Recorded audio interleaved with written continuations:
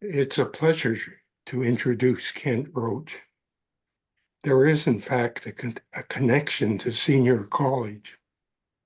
Kent worked closely with senior college founder Peter Russell in the early 1980s while Kent was getting his BA. Peter called me the summer before Kent entered U of T Law School to tell me about this brilliant student who is coming into first year.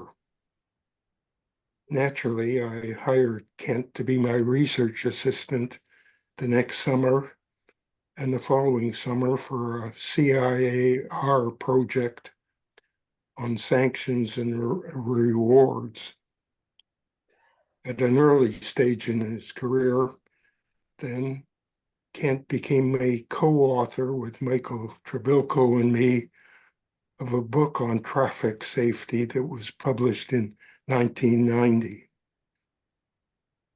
After graduation, Kent did an LLM at Yale and then clerked for Supreme Court of Canada Justice Bertha Wilson before joining the Faculty of Law. He's had a remarkable career as a teacher and scholar. He has authored or co-authored over 15 books, plus over 15 edited collections. He has authored or co-authored hundreds of articles and book chapters. He has also appeared as an intervener in a number of Supreme Court of Canada cases and has been the editor of the Criminal Law Quarterly since the late 1990s. Kent is a fellow of the Royal Society of Canada, a member of the Order of Canada, and a Trudeau Fellow. He has been awarded many honors and prizes, including the Molson Prize. His latest book, published by Simon & Schuster, is Wrongful Convictions, Guilty Pleas, Imagined Crimes, and What Canada Must Do to Safeguard Justice. An expanded version of Wrongful Convictions will be published in paperback early in 2025, and he is now completing a new comparative book, Justice for Some, Comparative Miscarriages of Justice and Wrongful Convictions, to be published by Cambridge University Press in 2026. Finally, Kent was the co-founder of the Canadian Registry of Wrongful Convictions, and the title of today's talk is, quote, Wrongfully Convicted, Lessons from the Canadian Registry. Kent, we're all looking forward to your talk.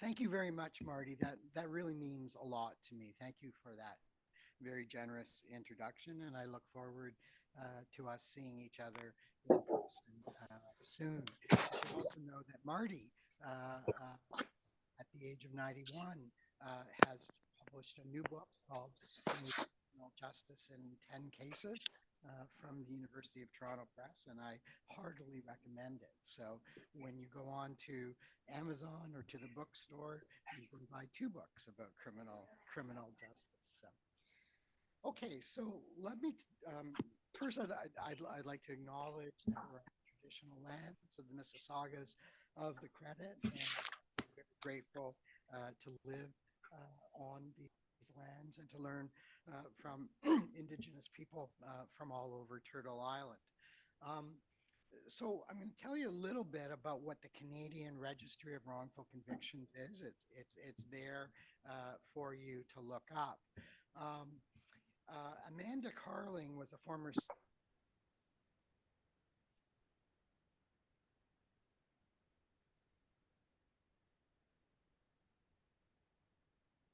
years years at Innocence Canada, which is our leading innocence. Sorry, very hard to hear. Very hard to hear. Okay. Could you speak closer to the microphone and speak to the microphone? Thank you.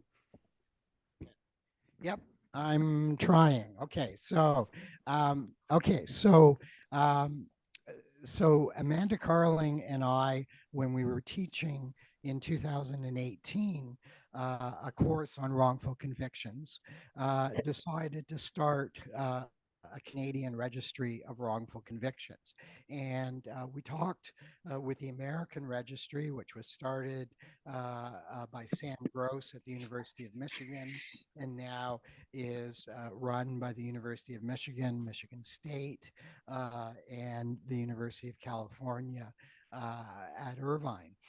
And so the idea here is for university researchers, as opposed to, say, innocence projects, to compile all of the information that that is publicly available about remedied wrongful convictions. So we make no statements about whether people are innocent or not. That's actually a very controversial issue that's really central to the new book that I'm working on.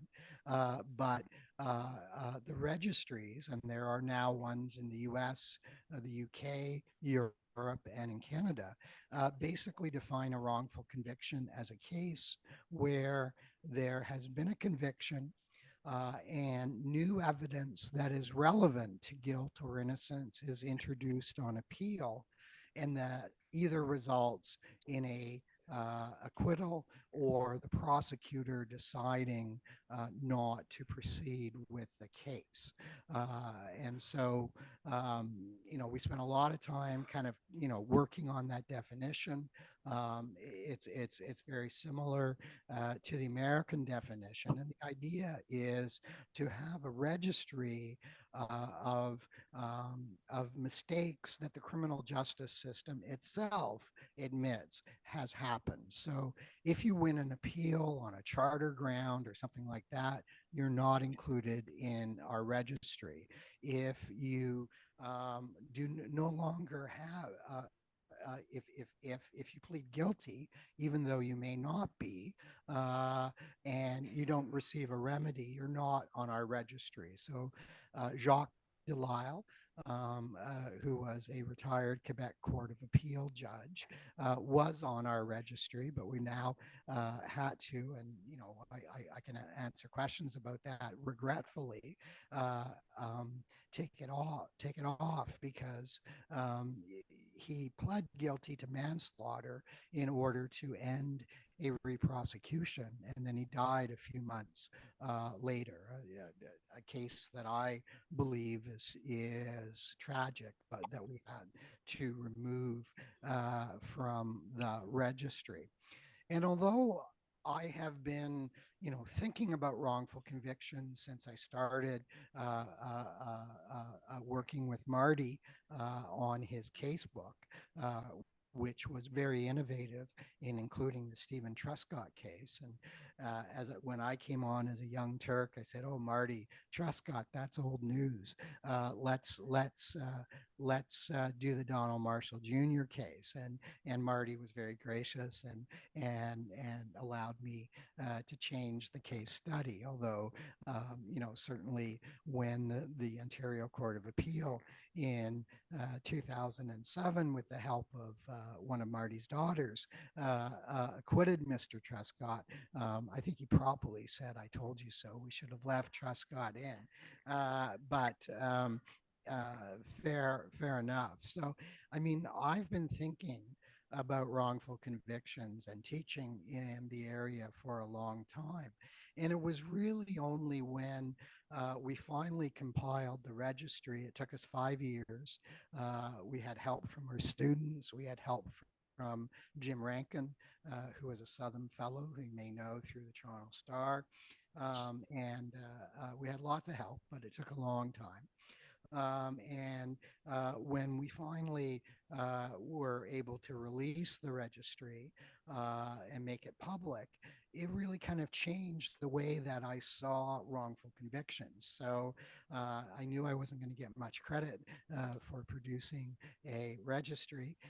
So I thought I would also write a book about the registry. And so the wrongfully convicted book that Marty mentions really, the subtitle is Guilty Pleas, Imagined Crimes, and what Canada must do to safeguard justice. And you're going to see that my talk today follows this outline and follows the 4 parts of my book. So the first issue, and I think as someone who is, I guess, part of the criminal justice system because I teach about it and I am a lawyer, and I do work for various organizations. I was just working on a case, an Innocence Canada case over the weekend. But the one that I find, probably the most disturbing is the issue of false guilty pleas. So these are people who may be innocent, may have a defense, but make what I would say is often rational decisions to plead guilty. And then, most of them receive no remedy, but sometimes they do. And it's usually only when the system itself discovers that it has made a grievous error. I'm going to focus on Canada in the lecture, but as you know, I am writing a comparative book, and so I'm happy to take questions about comparative experience. The false guilty pleas that you may have known about is last Christmas, everyone in England watched a great series called Mr. Bates and the Post Office. And that generated outrage in England that led to the Sunak government, before it went to the polls and lost, to enact legislation exonerating people who pled guilty, sub postmasters who pled guilty when they were accused of stealing from their employer because their books didn't, jive. Often they would try to make up the money from their own personal funds. Some went bankrupt, some committed suicide, but most of them were charged with stealing from their employer and pled guilty to false accounting. False accounting sounds better than stealing from your employer. And most of them got non-custodial sentences. And it was really only when it was discovered that the new Fujitsu Horizon computer system that the post office was using for accounting purposes had some very deep flaws that really only computer scientists and others could reveal, and were beyond the capacity of the individual postmasters to challenge, that we knew that there had been false guilty pleas. So that's an English version of false guilty pleas. I worked with Justice Gouge on the inquiry into forensic pathology, which was called because of Charles Smith, who was a pathologist, who was part of Sick Kids scan team, suspected child abuse and neglect. And one of the things is at least 8 people pled guilty on the basis of Charles Smith's expert evidence, which, when it was later reviewed, when the coroner's office finally admitted that they had a problem with Charles Smith and sent it out for peer review, it turned out that Charles Smith was seeing deliberate deaths when the causes of death were either accidental or unknown. So this person is Dinesh Kumar. Dinesh Kumar is holding up a picture of the young son that he pled guilty to manslaughter. He was charged with murder, which in Canada, if you're convicted, has a mandatory life sentence. He was a recent immigrant from India, so that would also have meant deportation, either after or before he served the life sentence. And it took, I think, over 11 years for his wrongful conviction to be corrected, because he made a rational decision to plead guilty. He received a sentence of 90 days imprisonment to be served on the weekend. And, you know, the Toronto Star, which to its credit shows a lot of interest in wrongful convictions and pretty good with Harold Levy and others in covering Smith, actually raised Dinesh Kumar's 90-day sentence as part of this kind of panic that we were having about child abuse, and used it as an example of a sentence that was too light. But with whatever the criminal justice, to borrow the words of the late the late Justice Mark Rosenberg, held out a powerful incentive to Dinesh Kumar to plead guilty. And he made a decision, and I certainly would not necessarily question that decision. So what does the registry show us? 16 of 87 remedied wrongful convictions. We're actually now up to 91, although now that I no longer have a chair at this university that was used to fund the wrongful, the registry were having problems keeping it going. But 16 of the 87 remedied wrongful convictions were guilty pleas. The Charles Smith case involved 5 women, generally very young women, who had children's aid involvement, whether warranted or not, in their case, and 3 racialized men, Dinesh Kumar, Richard Brandt, who is Mohawk, and in my view, the most concerning wrongful conviction was Onell Blackett, whose guilty plea was taken by Justice David Watt, even when controversy surrounded Charles Smith. He had been in McLean's, he was suing McLean's, but nevertheless, the guilty plea was accepted, as indeed most cases end in guilty pleas. The most recent case, just so you know, you might think, well, that was a Charles Smith case, we've gotten rid of Charles Smith, no more problems, was Tammy Bouvette, a very young, intellectually challenged woman who pled guilty on the basis of what turns out to be faulty forensic pathology evidence from an entirely different pathologist in British Columbia. 2 of the cases that stay with me are Clayton Boucher and Richard Catchway. Both are Indigenous people. Both made a rational, time-served decision to plead guilty. Well, As you listen, I may can't know, talk to you right now. I'm on a Marty's Zoom first call, book okay? was about bail. So, And bye. bail. Thank you for your call, but I'm on And I'm on a Zoom call right now. Okay? and Bye-bye. bail has become harder to get. And Clayton Boucher was detained in the Edmonton Remand Center, not a pleasant place. His wife died during a car accident while he was in there. He knew that the Mounties had kind of targeted him and arrested him for drugs. It was in an Arm & Hammer baking soda container. he knew it wasn't drugs. He kept bugging his lawyers. Has the RCMP lab looked at this? And eventually he just said, you know, F it, and he pled guilty.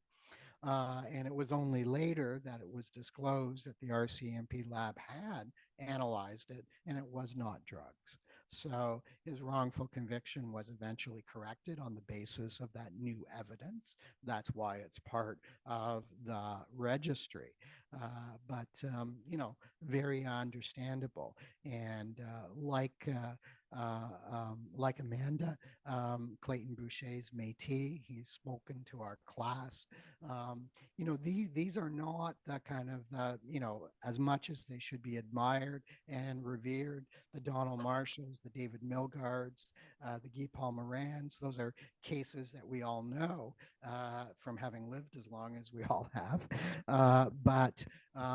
You know, you know, too often I think the stories of the wrongfully convicted are of those who persevere, but sometimes they give up. And sometimes I think it's completely understandable that they give up. Richard Catchaway, again, we know because one of the rules in the registries is we don't contact the wrongfully convicted, that we'd have to go through ethics review. They're vulnerable human subjects. But we know from Richard Catchaway, because of a subsequent reported sentencing case, that Richard Catchaway has long been diagnosed with fetal alcohol spectrum disorder. So a permanent brain injury caused by the consumption of alcohol in uterine or absorption. And although Mr. Catchaway couldn't remember whether he had done a break-in in Winnipeg, he eventually, after 6 months detention, pled guilty. Kind of said, yeah, you know, I guess I did it and all that. And like Mr. Boucher, he was immediately released on the basis of time served.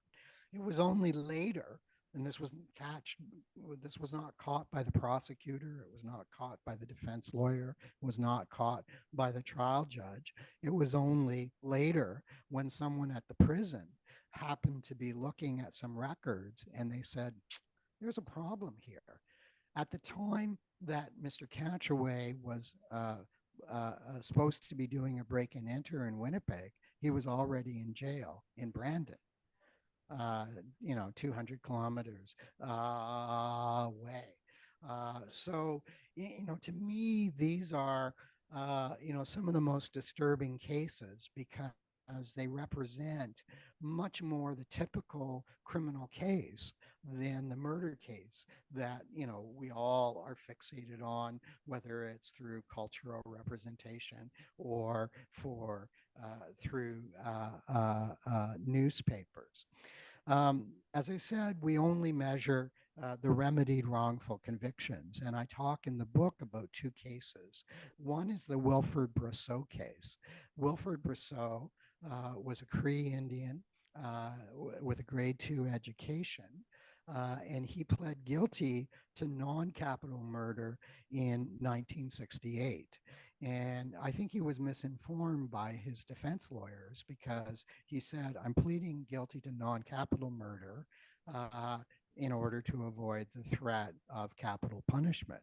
There had actually not been capital punishment since I think the last hanging was in the Don jail in 1962, because both Pearson and Trudeau, the first, had imposed a moratorium on the death sentence. And his own lawyers said in open court, they could only describe him as, quote, an absolute primitive. They had no idea what was in his mind. Cree was his first language. It went all the way to the Supreme Court of Canada, and the Supreme Court of Canada, in a 4-1 decision, did not allow Mr. Brosseau to have a new trial. They did not want to open up the guilty plea. The case was closed. The finality of the system, which is, you know, a value that we have in the criminal justice system. I think we value it too highly, but it is a value. And then the Jamie Gladue case. Jamie Gladue, some of you may be familiar, I represented Aboriginal Legal Services in this case. So as my publisher said, you got to have some skin in the game. So I was involved, however, peripherally in a guilty plea wrongful conviction. So this is not about me being high and mighty. So Jamie Gladue was pregnant with her second child when she killed her spouse. Her spouse had been convicted of spousal violence against her when she had been pregnant with her first child. She prepared to run a battered woman's self-defense claim, which Justice Wilson played a huge role in recognizing in 1990. She waited until the last minute. She was being tried, and I always have trouble with this, Nanaimo, British Columbia.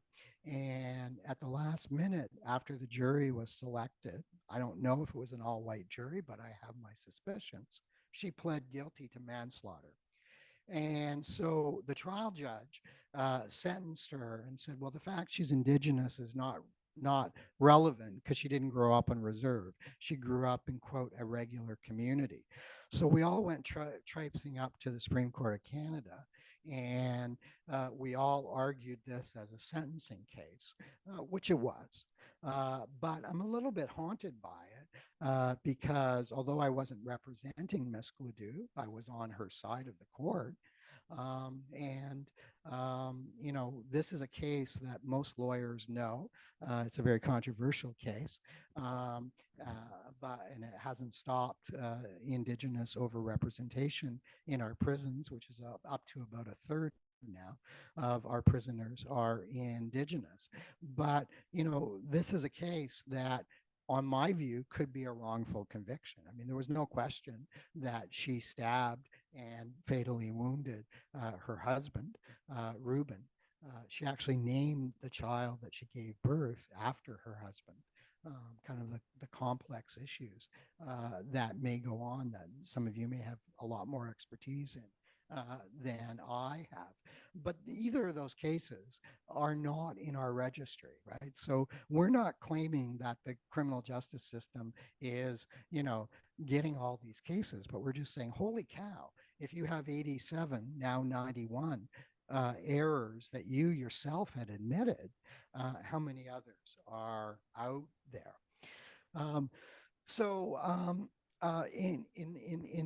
In part because of Mr. Catchaway's case, there was a last minute addition to Bill C-75 in 2019.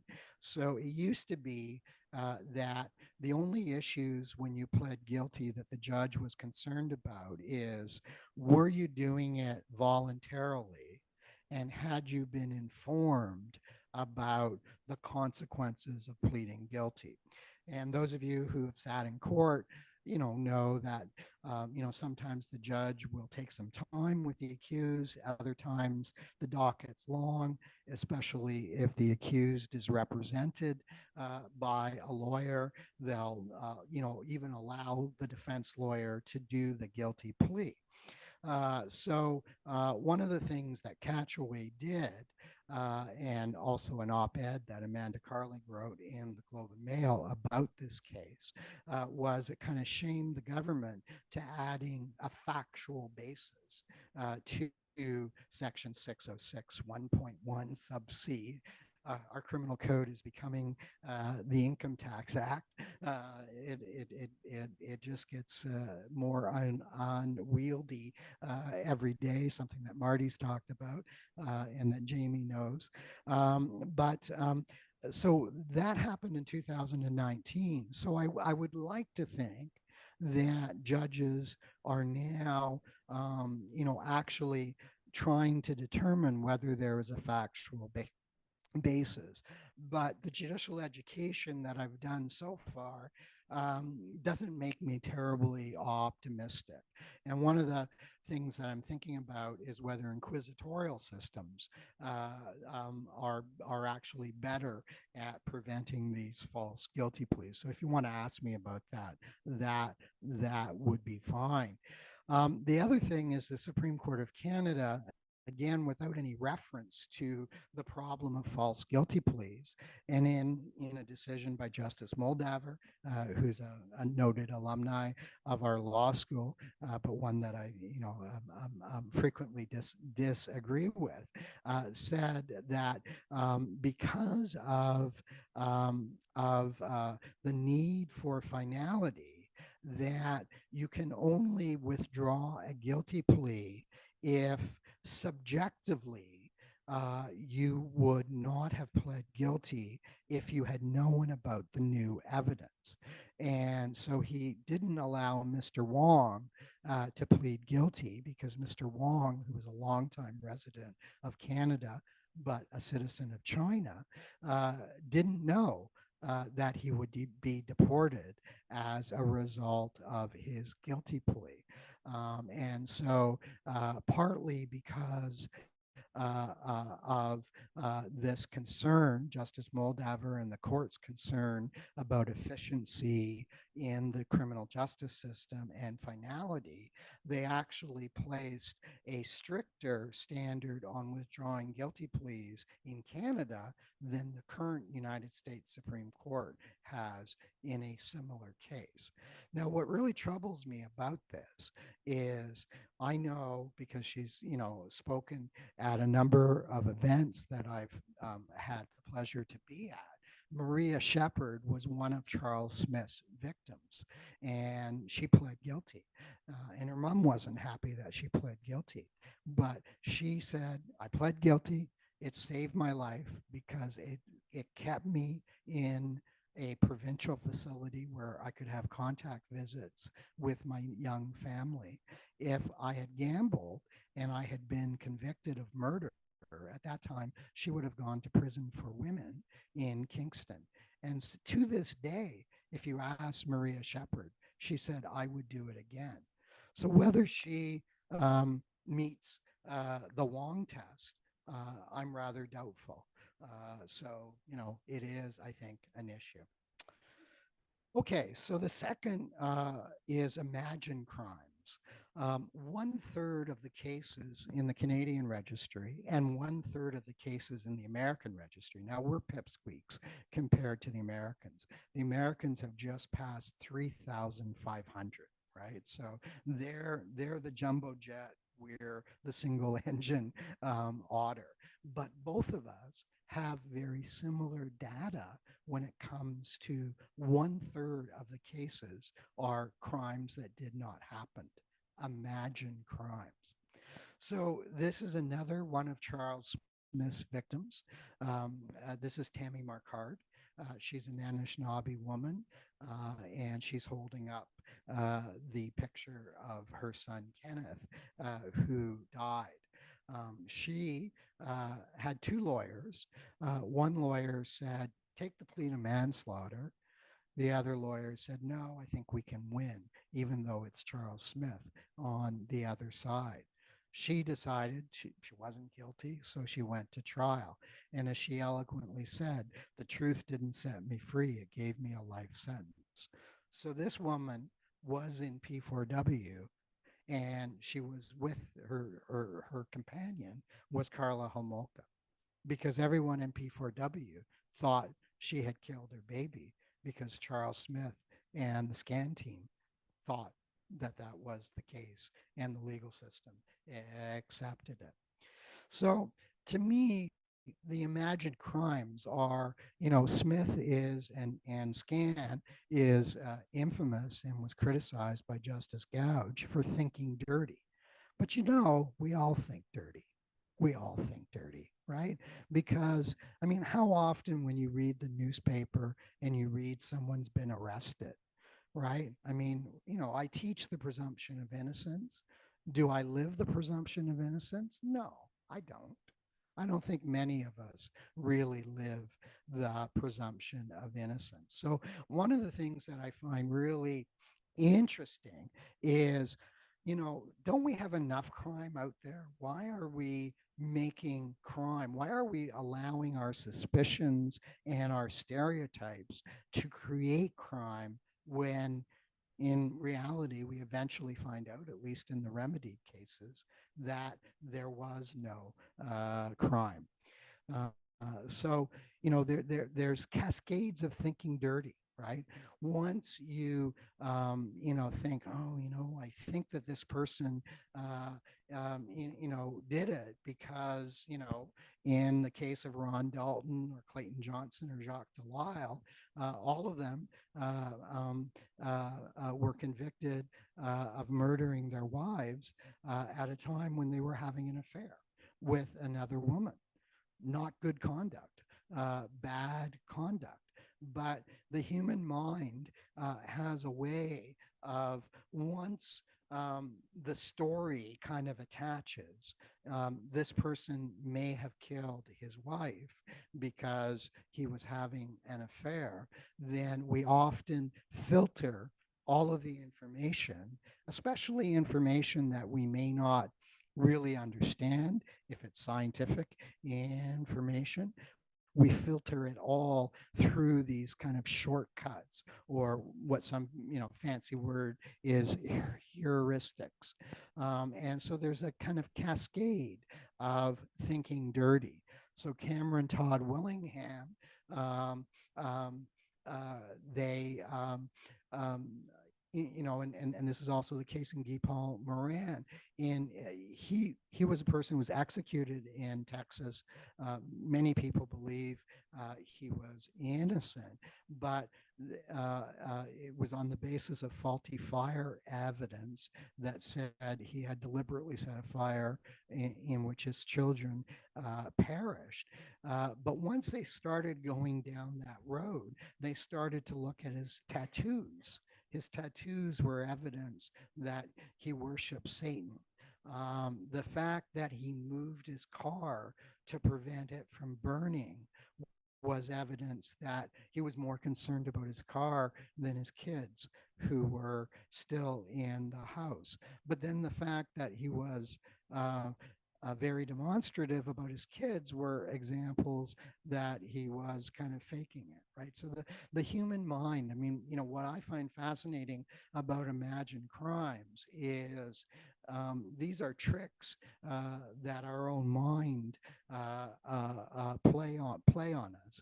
And one of the things that Jacques Delisle told the police when they found out he was having an affair, he said, "I know what you're thinking, right? I know what you're thinking, but I didn't kill her." Now, with Jacques Delisle, we really don't know because his wife had had a stroke, had recently broken her hip, was very depressed and suicidal. Delisle's story is that he gave her eventually a loaded pistol and then left at her request. The Crown story, recently maintained even this summer, is that he pulled the trigger. We'll never really know, in part because the pathologist, and again, it wasn't Charles Smith, who did the autopsy, didn't preserve enough information to be able to know for sure whether the trajectory was consistent, because the deceased was also partially paralyzed because of her stroke. So I mean, I probably should take that out of the imagined crimes, but certainly Ron Dalton and Clayton Johnson are cases where Ron Dalton's wife and Ron's very active in Innocence Canada. He was a bank manager in Gander, Newfoundland, and again, bad pathology, not Charles Smith, but his wife choked to death on cereal, but in part because he had had an affair. He had reconciled with his wife by then. The police went down that road, and Ron spent 10, 11 years in jail, and wouldn't he have gotten out if he didn't have, I mean, he's a very well-educated, well-spoken man. He was a bank manager, right? Imagine if he was Richard Catchaway. He could still be in jail. Clayton Johnson wasn't even having an affair. I'm defaming him here. He came from Shelburne, Nova Scotia, which I gather is a small town, and the folks, including probably the jury, thought he had taken up with another woman too soon after his wife had died. So, again, these are things that, are out there. So for me, the big thing about the registry was it opened my mind more to false guilty pleas and imagined crimes. So before I taught the course, like most of us teach these courses, focusing on the immediate causes of wrongful convictions, which are still there and still deserve study: mistaken eyewitness identification, faulty forensic science, false confessions, and police tunnel vision, lack of disclosure. But I do think that these two things, to me, ask some very interesting questions. So the third, and this is the one we're probably all the most familiar with, is whodunit. This is a picture of Donald Marshall Jr. When he was 17, being arrested by the Sydney police, who, more or less framed him for a murder that he didn't commit. Again, an interesting question is, are we making the wrongfully convicted a kind of form of entertainment, given that, if you're like me, you kind of like the whodunits. David Milgaard, I had the opportunity to meet and speak with David Milgaard, I think 4 times before his death. One of Canada's most famous wrongful convictions, kind of the perfect wrongful conviction in some ways, because it allows, both those concerned about the rights of the accused and the rights of the victim to be satisfied, because they got the wrong guy, they missed Larry Fisher. That's obviously a double in justice. But Milgaard was only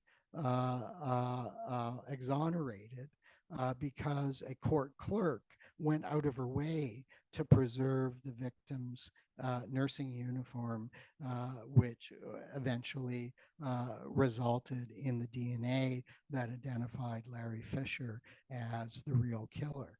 DNA only affects at most 20% of cases. The DNA window has closed in Canada. It's still open in the US because they have more, frankly, investigative incompetence than we do.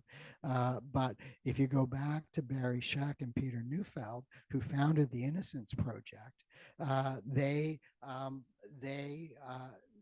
said, we need to get it right now, because eventually, in cases where DNA is possible, competent police are going to compare this, and they're going to get a DNA warrant with a suspect, and sometimes that's going to clear. And unless they, come up with some idea that, well, maybe you did it with someone else, which unfortunately does happen sometimes, DNA should prevent wrongful conviction. But Milgaard was, in some ways, I'm reading a book now, so this isn't my words, was the luckiest of the unlucky bunch, because they actually kept his DNA. Of course, when the Supreme Court of Canada um, uh, um, um, overturned his conviction in 1992, even though the Tragically Hip wrote Wheat Kings in that year, a lot of people, especially in Saskatchewan, thought he was still guilty. And it was really only until advances in DNA allowed Fisher to be identified in 1997. That was only when David got compensation and got the exoneration. And he had a rough time between 92 and 97. He was out of jail, but he wasn't free. And he wasn't free because many people in Saskatchewan, especially, clung to the idea that he was still guilty. It's very difficult at a criminal trial to point to alternative suspects. The accused doesn't often have the resources to find the alternative suspects. Larry Fisher had actually been interviewed by Saskatoon police at an early stage. He pled guilty to another rape with some similarities to the Milgard case a few weeks after. But it is very difficult for the accused to either find or in a criminal trial to point to alternative suspects. One of the things that I'm kind of interested in is some recent work that I've done with Justice Epstein on the Toronto missing persons investigations involving a serial killer, showed that police are often unwilling to use case management and victim linkage computerized systems because, again, maybe these can help train our mind or counter the kind of confirmation bias, which is not, necessarily a malevolent thing. Sometimes it is just the way our minds work. So one of the things I talk about in the book is why I wrote the book and why I did the registry is we can develop wrongful conviction amnesia if we're looking for the clear-cut DNA cases.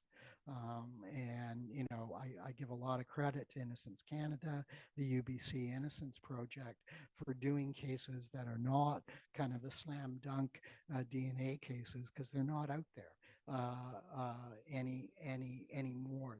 They still happen in the U.S., but that's largely a result of investigative incompetence and the very long length of sentences in the United States. So that's one of the things. Now, again, this room will remember this picture. I desperately wanted this picture in my book, but they couldn't do it because it is taken from a television camera. Things are different, eh? Look how close he used to get to the Prime Minister. And Brian Mulroney went over to Joyce Milgard, who's kind of, everyone's mom. Certainly reminds me of my mom. Big hair, big glasses. And we know that Joyce said two things to Brian Mulroney. He said, David, I'm worried about David's life. He's in maximum security. Can you get him into medium? And Kim Campbell's said no to David's first application for a new appeal. Is there anything you can do about that, Prime Minister? And Brian Mulroney, for whatever his faults, did both of those things because within months, David was in medium and a reference had gone to the Supreme Court of Canada. Now, an eventual inquiry into Milgard's wrongful conviction tried to figure out what happened. But the feds fought it on the basis of federalism. They said, look, you're a provincial inquiry. You can't get into the federal mysteries of the prerogatives of mercy. And so the commissioner eventually had to rely on the memoirs of our parents' prime ministers, or to borrow from the Tragically Hip. And Mulroney's memoir says, I went back to Ottawa and I told Kim that there had to be a new appeal, which is a little bit dicey. Kim Campbell's biography says, no, I decided for myself.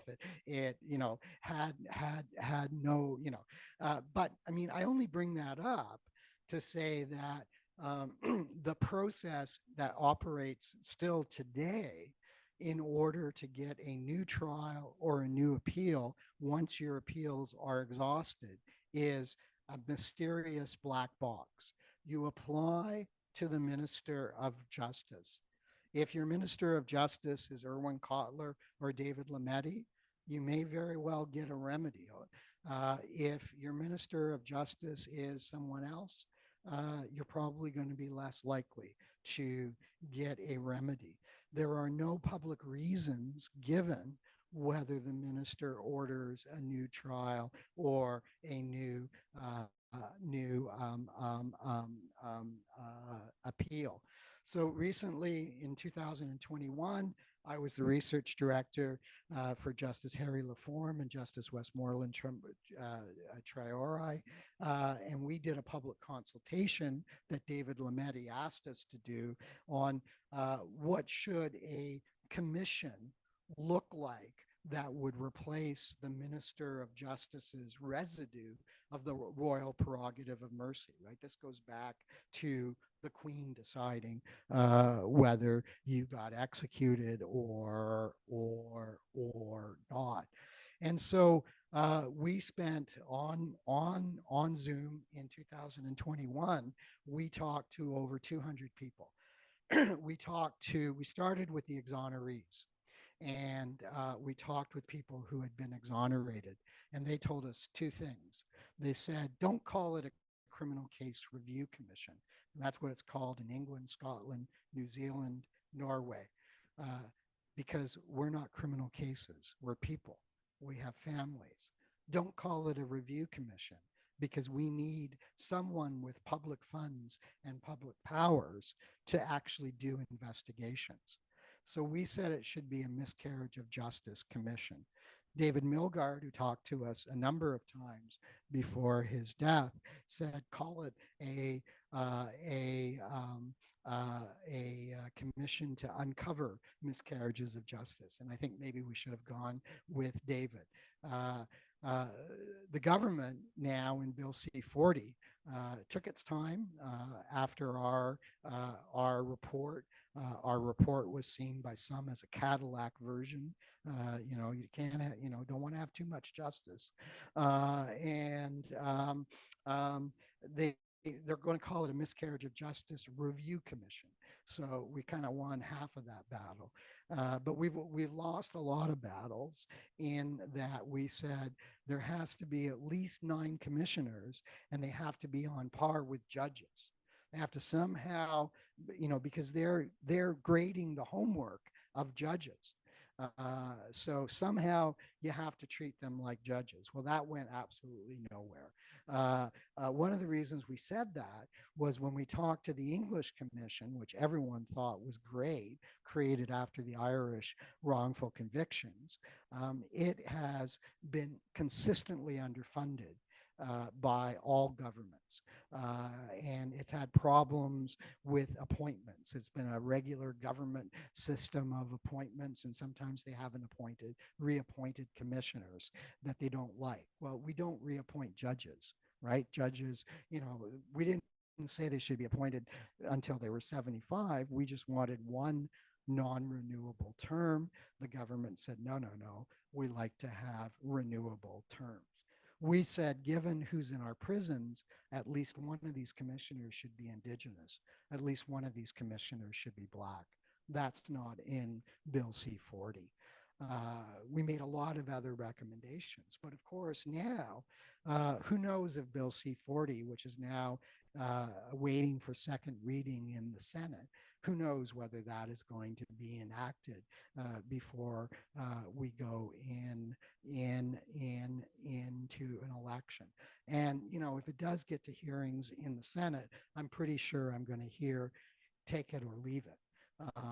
which, you know, sometimes is what happens. So anyway, I just want to leave you with this picture of David Milgaard. I know I'm out of time. I actually had some therapy for you after, because I know when I give this talk, people often feel in despair.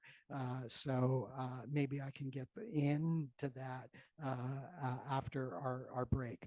But thank you very much, and I apologize for my scratchy voice, and I look forward to your questions after the coffee break. Thank you so much.